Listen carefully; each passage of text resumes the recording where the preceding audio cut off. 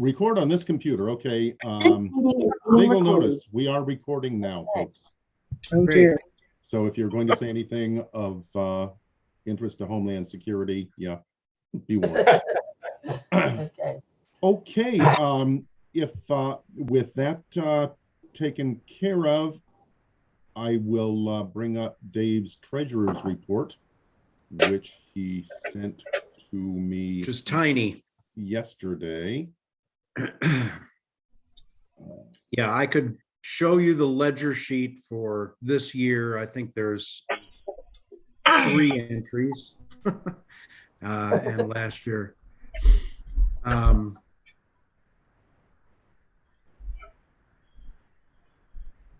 Okay, is it appearing for you? No. Not yet. Well, There. oh, there you go. Yeah, there wouldn't be a lot of activity. No, I mean, it was a journal, and that was, oh, well, that's wrong. I don't know what the newsletter printing. I'm sorry, we haven't printed a newsletter in a while. And wait a minute. That's probably journal. Yeah, that's no. You know what? Oh, geez. I think this is the wrong copy. No? Huh. Okay, so, with Office 365, I've been working with Word for Windows since the mid-90s. I thought I knew how to save a file, but with Office 365, it's now not clear. I know there are some changes there, but I don't know what $1,800 and maybe $1,800 for journal printing was the previous year, but I know the 2,500 figure that was the journal for this for 2021. right. And the annual meeting expense was to Gladys Cogswell, and the 2 postage figures and expenses were for the journal last year. I just didn't get around to paying the Midwest mailing until this year, so it's on this year's ledger. Other than that, those are, I don't know exactly. I'm not sure what the $1,800 is, but that might have been the previous year. I could look. And that's pretty much it so far. The figures down on the bottom are correct from the bank account. So that's what we have. One of those CDs I think is going to mature pretty soon, but I'll check. The interest rates are so ridiculous. I mean, look at the interest. Oh, I didn't have an interest figure. Oh, for God's sakes. Yeah. There was one there, I promise. I'll get you a corrected, I'm sure my corrected one exists on this computer somewhere, probably in OneDrive. But yeah, the interest I think is less than, it's like $50 or $60 total or something for the 2. Probably not even that much for the 2 CDs.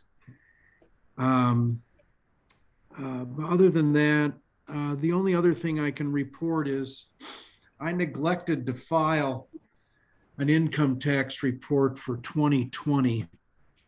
And by the time I got back to the post office box in Missouri, it was in 2021, and I couldn't go put in the postcard tax return. I couldn't find it. So I did file a tax return for 2021. It doesn't take very long. And I suppose I could get around to calling the IRS or something, but it's also, we'll see. I'm not too worried about it. I didn't go to, this happened to me once before where I had not really filed anything, and I got a notice that, hey, we'll yank your nonprofit status if you don't file a tax. And I took care of it then, and I didn't go to jail. So I don't think I'll go to jail. And considering the way the IRS is right now, I'm not sure they'll see it for a while, but after I get my taxes done. And unfortunately, my other report is I was severely hacked into my computer on Wednesday during a diagnostic session with the Geek Squad. So while they had taken over my computer to go scan through it, someone hacked into the computer and took control over it, and got into my bank account because I bank online, and attempted something that didn't happen because I called right away. But so anyway, I'm in that process. But unfortunately, I was doing my taxes on TurboTax on my computer. So that computer is gone for a couple of days, and I'll have to get my taxes done. And hopefully they didn't get all our personal information out of there, like date of birth and social security numbers and stuff like that, but we'll see. But, and anyway, other than that, I'll work on I'll find my correct version of this treasurer's report and send it to you, Adam. Well, thank you so much for doing that for us, Dave. That's just more complexity and detail than I would be able to work out. And I sure hope that that hack attack works out in benign form. That's really scary. Oh, well, I hope it works out that way. It certainly wasn't benign. Tried to steal thousands of, they tried to transfer, well, they tried to transfer thousands of dollars from my bank account to my credit card. Whoa. I don't know. But we caught him, and unfortunately 3 weeks ago, my mother-in-law's computer was hacked. And I don't know what happens, suddenly I don't know where it comes from. But suddenly she, and then she gets this, her computer's taken over, and then someone is on the other line trying to tell her, oh, we're trying to help you. We're from Microsoft. So that sort of thing. And then after a while, somebody, Erica and our daughter-in-law said, this isn't right.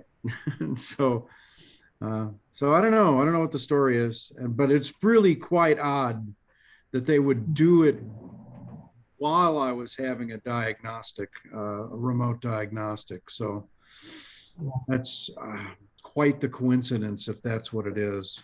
But anyway, I think we'll be okay. Wow. Other than that, if it isn't, then my nameplate will be different the next time on the Zoom. I have to change my identity. Change your credit card numbers quick. Yeah, the one I did. Yeah, right away. Well, yeah. Yeah, that's probably a good idea. Yeah. Okay, with the scary treasurer's report out of the way, it's on me to report for plans for 2022, and those are actually going to be moving in. We're meeting in Hannibal. The plan is to meet face to face and to use our $1,200 deposit with the Quality Inn, and I will be moving forward in the usual ways. We'll plan meals and reserve a block of rooms, and we'll make sure that there are vegetarian options for the meals. Faye Dant was planning to join us for the meeting. She runs the Jim's Journey museum and living history in Hannibal, which really focuses on the untold story of Black Hannibal. And she's agreed in principle to present for us. My cousin Steve Chow is the unofficial historian of Hannibal, and he's published He's got vast collections of realia and photographs, and he's published several books, and he's agreed to present. Otherwise, we'll be sending out the call for participation. And as usual, we're going to be biting our nails as we wait to see if we're going to have enough people presenting. Everyone who is in education or is connected to people in education, we really want students. We want high school students. We want college students, because we want to grow a younger segment of the society. We're definitely going to have input from the Great Rivers steampunk community, and they'll be holding a festival just a little before ours, so they'll all have their costumery and their presentations ready to go, and I think that's something to talk up as we try to recruit young people. That'll be good, because one time we were in Hannibal on the boat, and I wasn't sure what steampunk was. And when I asked one of the performers on the boat, she said, "Oh, Dave, you and Kathy are steampunk." So there you go. Yeah. What is steampunk? Yeah, we'll find out. Okay, steampunk is a performance hobby group, or even a personal identity. It's a special area in cosplay where people costume up to play. That's why it's called cosplay. And they tend towards Victorian and Edwardian costumery. Sometimes they adopt elaborate personas and they stay in character. There's an excess of metal in the costumes, though. Yes, there's a lot of metal. Steampunkery often goes into alternate history and imagines out what life would be like in the 21st century if we were still steam driven, and so you will see fusion of all kinds of imaginative worlds. It's really an imaginative playground, and it runs the gamut from really benign and innocent people who like to imagine themselves in a Lewis Carroll world to something much darker and Jack the Ripper-ish. It's a pretty amazing world. Did anyone see the movie with Will Smith based on the old Wild West TV show? Oh yeah, that was pure steampunk. I see. Well, I'll learn. I'll work up Hartford's steam-powered aeroplane song for you. Adam, Yes. Two things. Would you mind taking the minutes back down off the screen?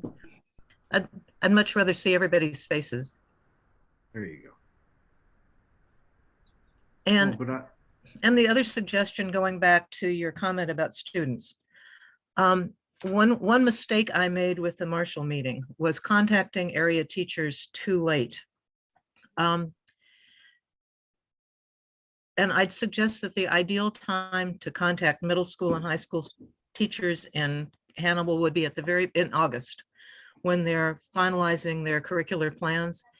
It should be very easy for a lot of teachers in Hannibal who already incorporate Mark Twain into their curricula to think of some ways that they could offer their students a public audience for some of their projects. But they would need to know that far earlier than I let teachers in Marshall know. And again, I'd suggest not contacting them now, because everybody in education is overwhelmed. But August would be an ideal time to reach out to those teachers. I am definitely going to make that contact. Now, this is our third try at having a meeting in Hannibal. Right. And when we made our first try, I did contact the senior high, the junior high, and the college, and just no response at all, no interest at all. I will try again, but it kind of wasn't happening. I'm going to work my Truman students hard. Rachel, I don't know if you're in a position to scare folks up, but we'll Certainly do, spread the we'll word out. definitely do what we can. And we got good response from the Missouri Valley faculty, and we need to make sure that we stay in contact with them. There's some interesting folklore stuff going on at Missouri Valley. Barb, since you've got the connections, can I ask you to shake those bushes? They're not exactly connections. The local contact I had has told me that she had been involved with the Missouri Folklore Society before, and that she hadn't heard anything more. So I think maybe we just need to make sure that everybody from Marshall is on our mailing list for the event. Can you share those emails with me? I did at our last meeting, but I can do it again, I think. Yeah, if you can email those to me, I will put them on the general routing list to make sure that they're informed and contacted. Okay, I don't need to call up the agenda, but I need to look at it.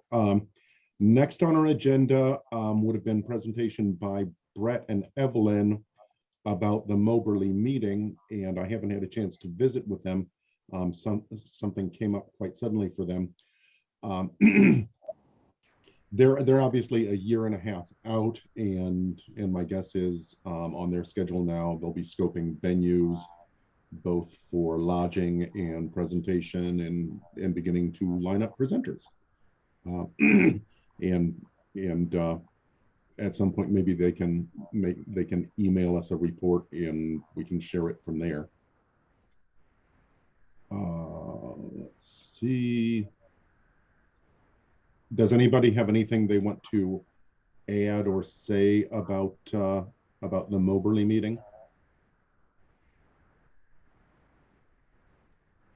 Hearing nothing, we're about to go on to our publications reports.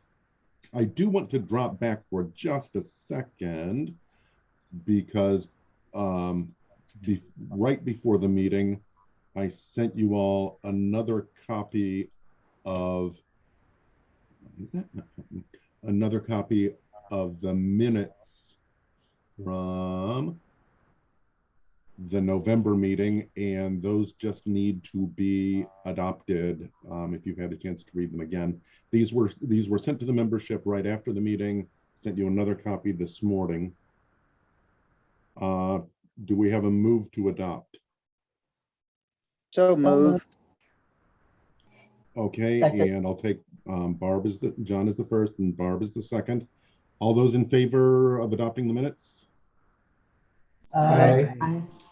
Okay, and if anybody notices anything wrong with them after the fact, just let me know and I will correct that and get them into the newsletter. So Betsy and Neil, can we go on to you for the publication report? Well, okay, let's see. We're almost caught up to the official year number. We were talking last meeting about going to emailed journals instead of print journals for most people. The reasons being that the last journal was really quite expensive because we did color. If you do it online, color is no problem. Links can be inserted. If you're doing something like a video of a toy dancing, a little wooden toy, or a singer, it's really nice to have those there. It saves paper. And I think most of our members are at least computer savvy enough now to not mind, or actually to appreciate the space. So is it time for the next journal to be not in print, but electronic? Or is there a compromise? We should make some print and most electronic. I guess, one question that we had. Yeah, for us, we usually work with Ingram Spark, which is an online uh, printer, basically. We do the typesetting and all that, and then we send and have the cover designed, and then we send it to Ingram, and Ingram offers a service of changing our print-ready PDFs into ebooks. And so that, and they generally do a very good job. So we were thinking that in terms of our operation, we would pretty much do what we have done, typeset the books, get Rusty to do covers, submit them to Ingram, and have an ebook produced, and the ebook could go out to the members, and we could also print off a few hard copies for whoever wants that, and maybe for for file or something like that.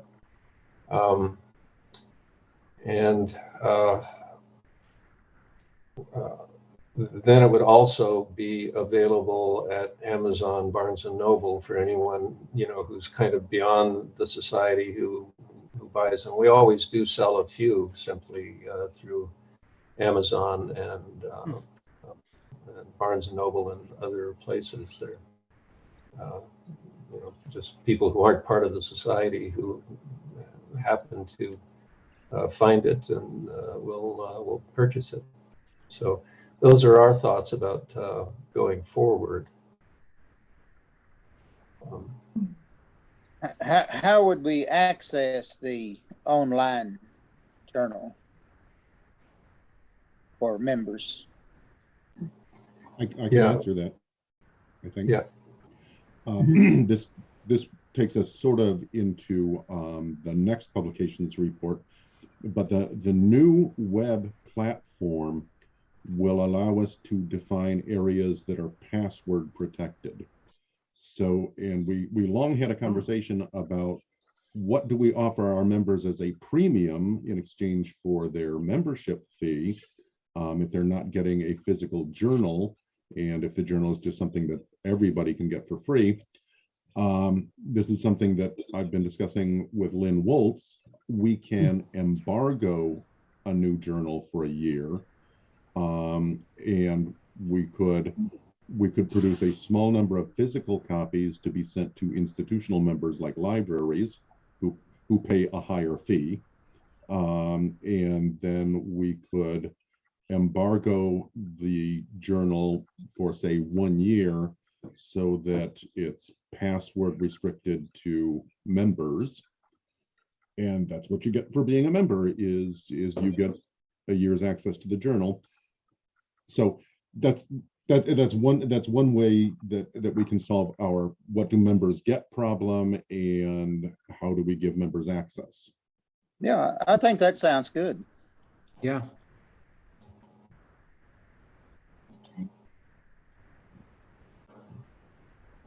So without taking a vote, are we hearing a consensus that we want now to move on to digital journals, and we've done our last print journal?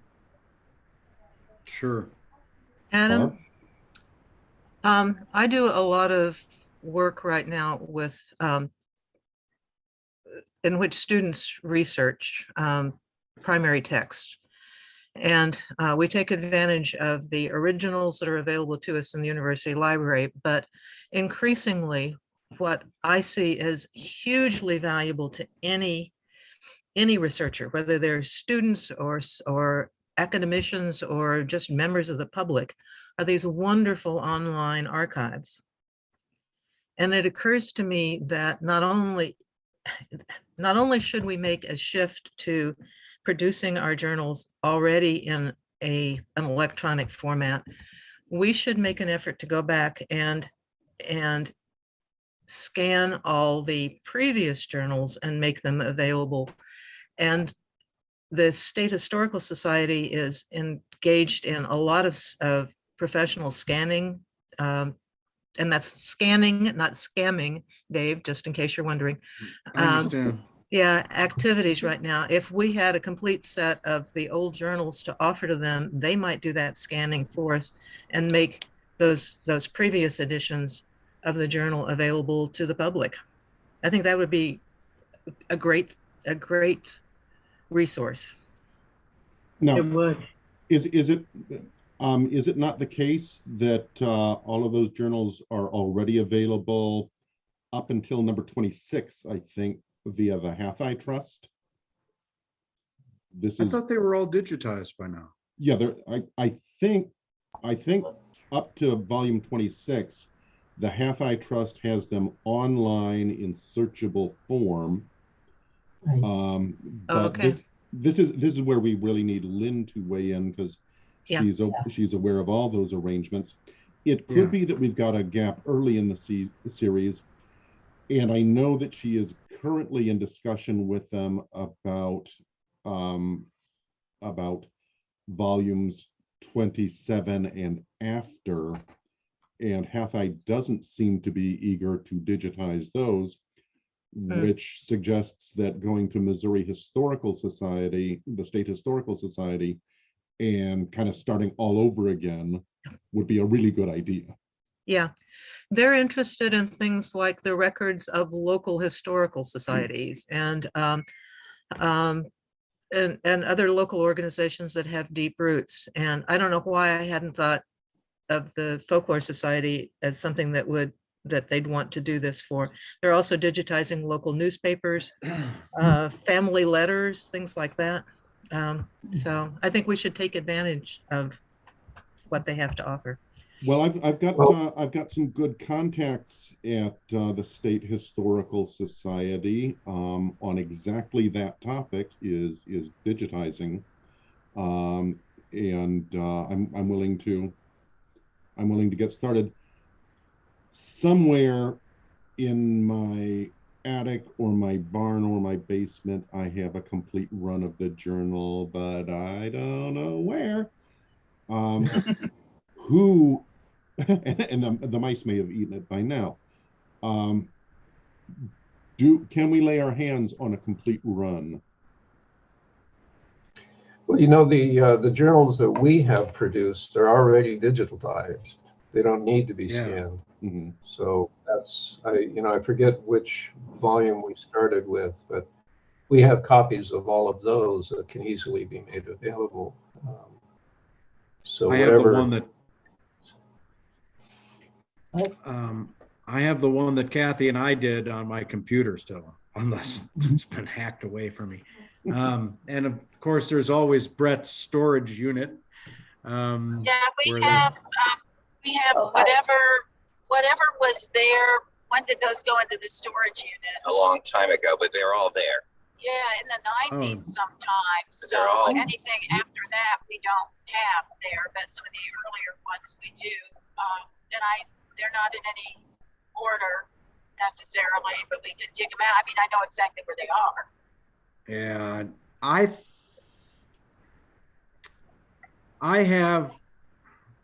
I'll bet I have, I'm not sure I have a complete collection.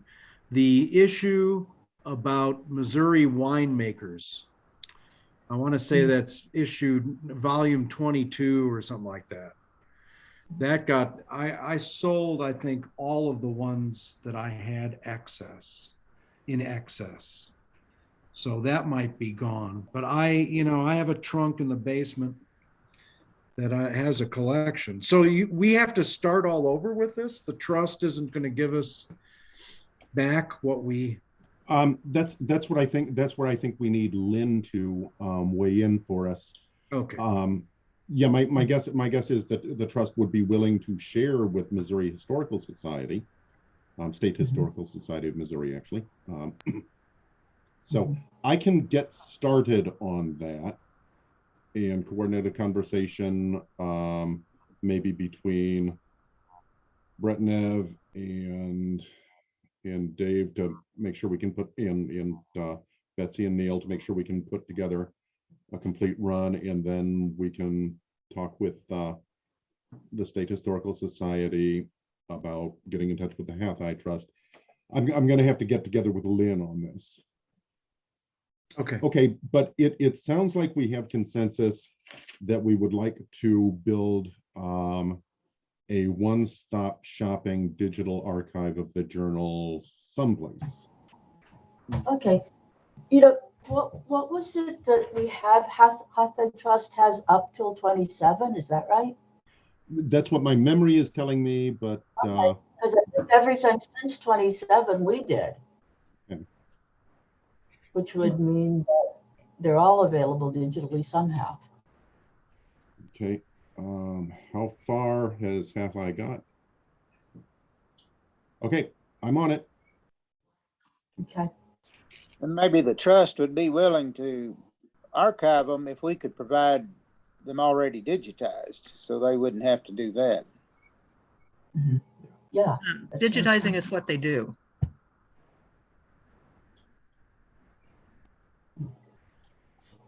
Okay, then continuing on the publications report, I'm trying to get back to my Zoom. Okay. Where's my share button? Continuing publications report, the newsletter. I usually do the newsletter after the meetings. So I'm going to try to find time in the coming week to put together and send out the next newsletter. Yeah, but things are really hairy for academics at this time of year. So that's going to be a bit of a struggle. I'll get on it. Other publications, the website is not yet public. The former website at Truman is only semi-functional at this point. It's been largely dismounted, and I'm not updating it at this point. But I think I'm getting pretty close to where I'm ready to launch the new website publicly. I've stripped it down a lot. I've thrown out a lot of old junk content. I found a lot of dead links, and there's just going to be a complete simplification of the architecture. We will front load the newsletters and journal contents, and we'll have a big subdirectory of genre divided folklore links. The nice thing about it is we will be able to have private areas that are member access only, and we will have the ability for other people to edit the page. And once we go public, I'll invite anybody who wants to become an editor for the website. And it's really pretty intuitive. If you've worked with WordPress at all, it's very easy to edit. And if you haven't worked with WordPress, there's like a 45-minute online tutorial that is just beautiful, walks you through everything you need to know. Oh, cool. And what's also nice about the new platform is it will be coordinated with the same username and the same password for a YouTube account and a Gmail account. So we'll be able to begin uploading MFS specific videos pretty soon. Great. And that'll be great, especially for music, and we can build playlists and share those on the website. There is a Paw French group that's really active on Facebook that's doing really amazing things, digitizing some of the audio collections from Carrière and from Ray Brassier. Some of these interviews with Paw French speakers and singers from the 1930s. And that's the kind of content that we'll be able to put on there that's just wonderful. Adam, would So we, I can disregard those letters I get for domain registration where it's going to cost, $228. No, I've already done that and I've paid for the first year, I think 2 years actually as a donation. When that expires, I'll build a society for it, but it's like $30. Yeah, And we Okay. agreed years ago that we would go ahead and pay for that domain. yeah.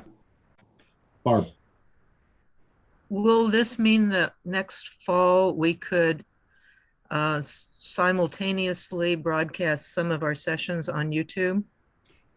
I don't That's, know. That technology is beyond me. If somebody knows how to do that, great. I don't think it's hard. I think you can, yeah, I haven't actually done it, but my impression is that it's not difficult. And the advantage of that would be that for people who are unable to travel to the meeting in person for whatever reason, they could have access and be a part of things. If we can locate somebody who can do that really simple thing that I cannot do, great.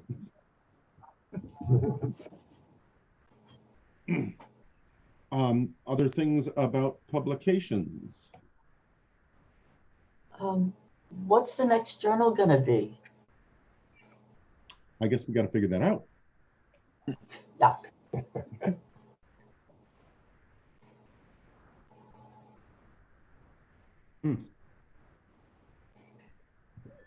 Do you and I want to have a conversation about that? Maybe offline by email. Sure. Okay. Going back to the Evelyn and Brett are here. Ev, it's good to see you. We kind of jumped over your report about Moberly, kind of assuming that not much would have happened by now, but is there anything you'd like to share with us? No, Not much. just that not much has happened, although we had that meeting with you earlier to get sort of the nuts and bolts about what we needed to do down. I think what we need is just dates, and once we have dates, we can get going. Brett already has a couple of, actually both of us have a couple of contacts in Moberly that might be pretty helpful once we know when it's going to happen, but we can't really do anything about facilities without a date. Right. Are you gonna retire? Cool. Shall we set dates for 2023? Our bylaws call for it to be, isn't it the first weekend in November, unless we set that aside for some particular reason? I think Am I- that's right. Okay, what is the Thursday through Saturday of the first week of November 2023? Well, am I right about that? Yes. Second, third, and fourth. Johnny's birthday. Ev, can you work with that? Yeah, as far as I know, we'll start making some contacts. One of your Yes. one of your contacts is sitting right here. John Shoemaker has a group that performs real close to Moberly monthly, don't you, John?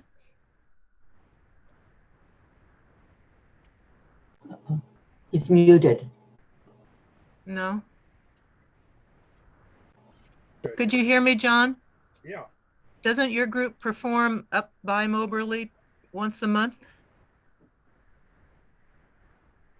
well, first of all, it isn't my group. Well, The only performing group that I have any connection with is in St. Louis, and that's the do Morris. okay. English dance, English performing dance. Silliness, you could invite them. Sure. Here in Columbia, there are no performing groups that I'm involved with.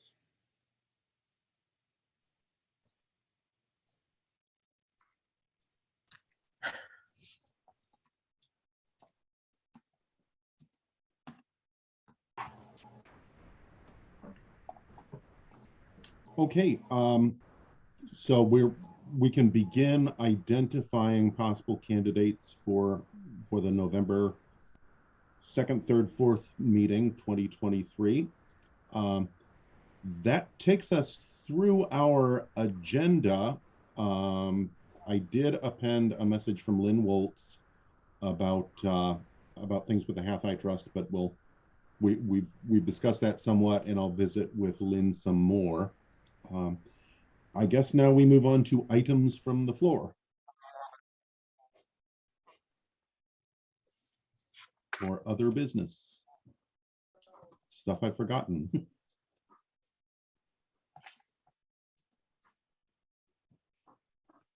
Hearing none, we can call it a day. I think we've gotten through our agenda and we've identified some tasks. I have a number of folks that I need to communicate with a lot of guys coming up. It's so good to see you all. Yeah. Good to see you. Yes. Yes. Here we are. Yeah. And it's going to be good to see everybody in person in November. Yeah. Here, here.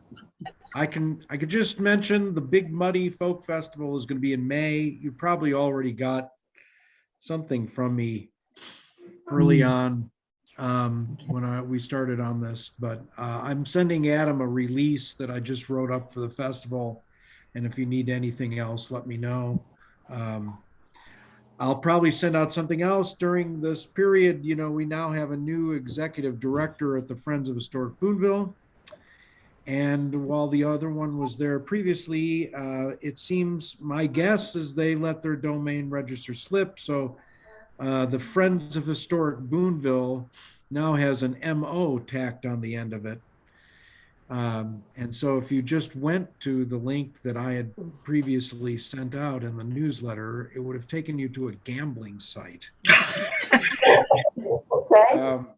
You know, and apparently if you kept at it, you'd get to another site that would try to load malware onto your computer. So, you know, you kind of wish things were told to you, you know, but anyway, I'll probably actually send out a correction for that link. And I would imagine most of you got my newsletter back, you know, a month ago.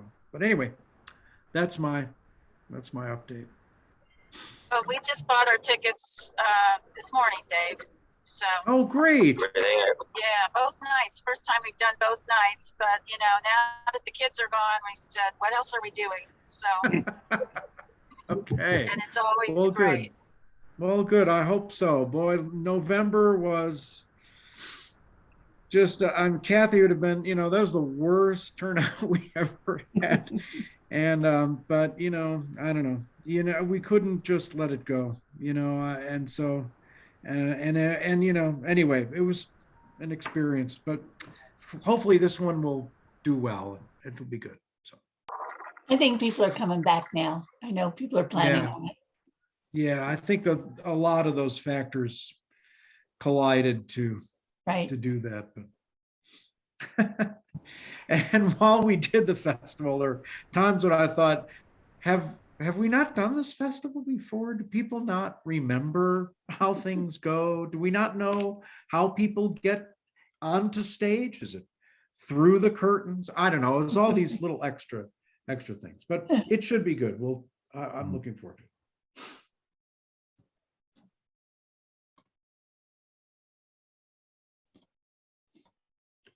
Well, I'm going to say goodbye now, Andrea, and I need to buy food for the week. Okay. Everybody have a nice week, and See ya. I'll be getting on the newsletter shortly. Bye-bye. Bye. Bye. Everyone, thanks, Adam.